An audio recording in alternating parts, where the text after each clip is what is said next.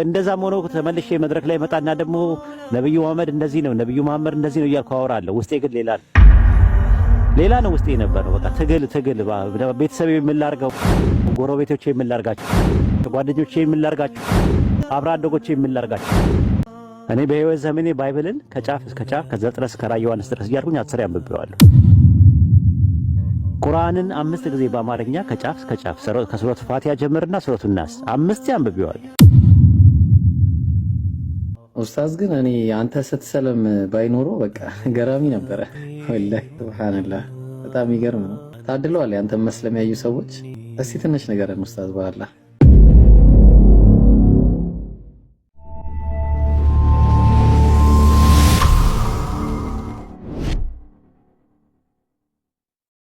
እና እኔ አንዳንዴ ባላወቅኩት እስልምናን ሁላ ምልበት ሁላ ጊዜ ነበረ ማለት ሲያንቀለቀለኝ ምንድነው እንደዚህ አይነት ነገር ያስገባኝ ማለትም ስሰማ የሆነ ሰዓት ላይ የነበረውን እኔ ፓልቶክ ላይ ነው። እናንተ ፓልቶክ ያኔ ብዙ አታውቁትም። ፓልቶክ እያለ እኔ ትምህርት ቤት ውስጥ እያለሁ ፓልቶክ የሚባል ፕሮግራም አለ ምናምን ተብሎ እኔ ያው ከሀገር ውጭ ነው የምኖረው። የዛሬ 11 ዓመት አካባቢ ላይ ነው 11 12 ዓመት አካባቢ ላይ ፓልቶክ የሚባል ፕሮግራም አለ ተብሎ ፓልቶክ የሚባል ነገር ለማዳመጥ መጣን። ከዛ ስመጣ በጣም ሙስሊሞች በጣም እየሰሩ ነበር በዛን ሰዓት ኢትዮጵያ ውስጥ ነው። ኡስታዝ አቡ አይደር ነው፣ ኡስታዝ ሐምዛ የሚባሉ አሁን ኡስታዝ መሐመድ ከድር ምትላቸው ማለት ነው። ሌሎችም ነበሩ። በወቅቱ በጣም በትልቁ ስራ ይሰራ ነበር። ኡስታዝ ጁንዱላ የሚባልም ነበረ። በጣም ይሰሩ ነበር መሬት ላይ። በአንድ ቀን አዳሜት ሁሉ እየሄዱ 500 ሰው ያሰልማሉ ምናምን ነገር በጣም እንቅስቃሴ የነበረበት ሰዓት ነበር። ከዛ በኋላ ምንድነው ማድረግ ያለብን ሲባል ግሩፕ ተፈጥሯል ግባ ተባልኩኝ። ከዛ ኦርቶዶክስ፣ ካቶሊክ፣ ፕሮቴስታንት፣ ኦንሊ ጂሰስ አራቱም ያለበት ግሩፕ ገባን። ስራ መስራት ጀመርን። ከዛ ጭራሹን ቁርአንን እኔ ማጥናት አለብን ብዬ ሳጠናው ጭራሹን እየሳበኝ ነው የሚመጣው እየሳበኝ ነው። እና በጣም ነገርኳቸው። በጣም እየተበጠበጥኩኝ ነው እኔ አልቻልኩም። ቁርአን የሚባለው ነገር ቢቀርብኝስ አልኩና ሁለተኛ ምናምን ብዬ ከደንኩት። በቃ አያገባኝም ስለ ቁርአን ምናምን ብዬ በቃ ስለ ባይብል ብቻ ተስል ባይብል ላይ ደግሞ ተስፋ የሚያስቆርጥ ነገር መስማት ጀመርኩኝ ከስኮላሮቹ እነ ዶክተር ፒዮ እነ ዶክተር ሞጃ ሞሜን ምናምን የመሳሰሉት ደግሞ ሌላ ነገር ይነግሩኛል።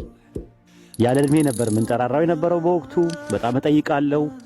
ባይብል ኦሪጂናል አውቶግራፊ የለም እባላለሁ። ባይብል የማኑስክሪፕት ዲፈረንስ አለው።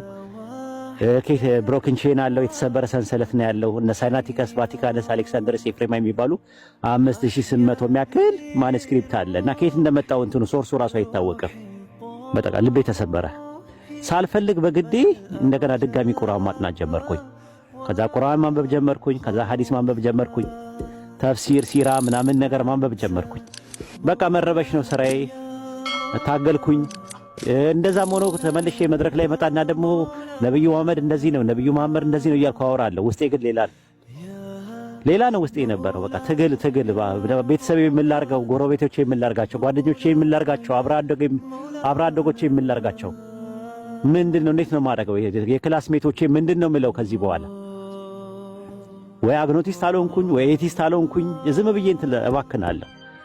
ቁርአንን ግልጥ ሳረገው አላህ ሲናገር ሰማዋለሁ። ያላ ንግግር ነው ቁርአን ሙሉ ለሙሉ ሱረቱ ሁጁራት ምዕራፍ 49 ቁጥር 13 ላይ ያረሰው እናንተ ሰዎች ሆይ ከወንድና ከሴት ፈጠርናችሁ ይላል። ወይኔ የሚናገረው አላህ ነው ማለት ነው።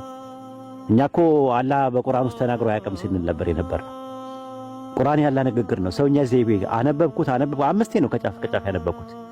እኔ በህይወት ዘመኔ ባይብልን ከጫፍ እስከ ጫፍ ከዘፍጥረት እስከ ራዕየ ዮሐንስ ድረስ እያልኩኝ 10 አንብቤዋለሁ።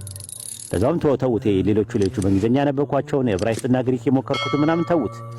በአማርኛ ብቻ ነው የምነግራቸው። ቁርአንን 5 ጊዜ በአማርኛ ከጫፍ እስከ ጫፍ ከሱረቱ ፋቲሃ ጀምርና ሱረቱ ናስ 5 አንብቤዋለሁ።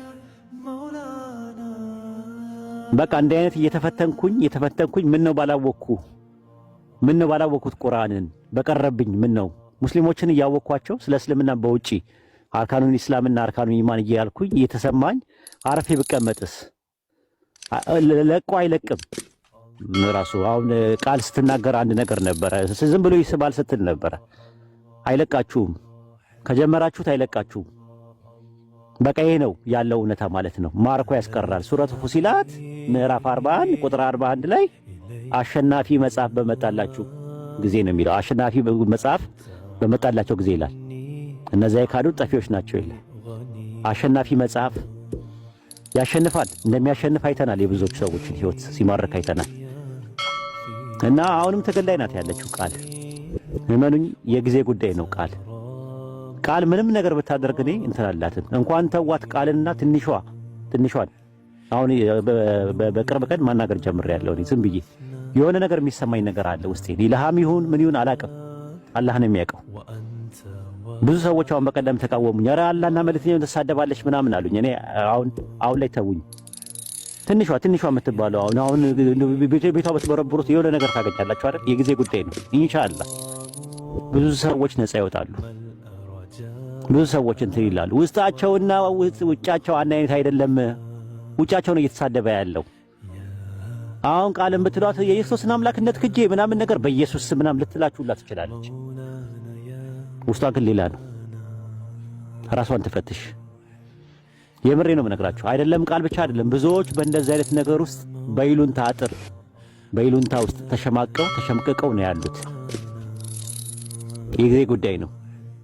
ሁጃ ቆሟል። ከዚህ በኋላ ማለት ነው። ሪሳላውን ሰምታችኋል። ብዙ ክርስቲያኖች ሰምታችኋል። እውነቱን ሰምታችኋል።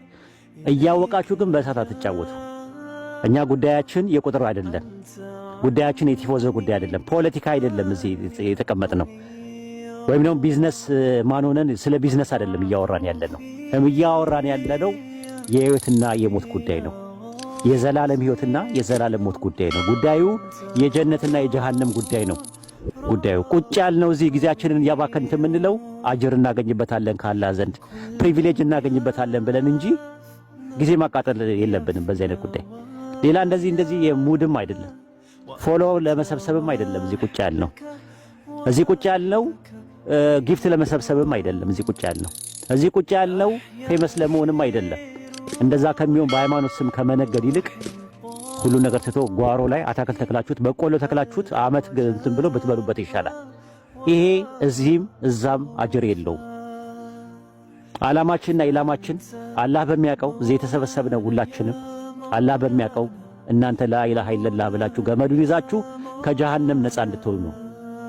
አይደለም ሩቅ አትሂዱ። ቃል አጠገብሽ ዘመድሽ የምታውቂው ጎረቤትሽ ሄደሽ ልጠይቂው አልጋ ላይ ሆኖ ቢያቃስት ብታገኙ ውስጥሽ ሰላም አይኖረውም። ትታመሚያለሽ አብረሽ። ሰዎች ገሃነም ይገባሉ ሁጃ ከቆመባቸው በኋላ ጀሃነም ይገባሉ እየተባልን እየተነገረን እንዴት ነው እንቅልፍ የምተኙት? እንዴት እንቅልፍ እንተኛ? እኛ ለሰዎች እኛ የቀመስነውን ህይወት ሰዎች እንዲቀምሱ እንፈልጋለን። እኛ ያየነውን ብርሃን እኛም የጣፈጠውን ይሄንን ቅርጽና ይዘቱን ጣዕሙና ጥፍጥናውን አውቀን እንዴት ዝም እንበል ብለን ነው እዚህ የመጣነው እንጂ ቤታችን አርፈን ብንቀመጥ እንችላለን። ልጆቻችንን ብናሳድግ ይቻላል። ትዳራችን ላይ ሌላ ቢዝነስ ነገር ብንሰራ ያዋጣን ነበር። እና ቆም ብላችሁ አስቡበት።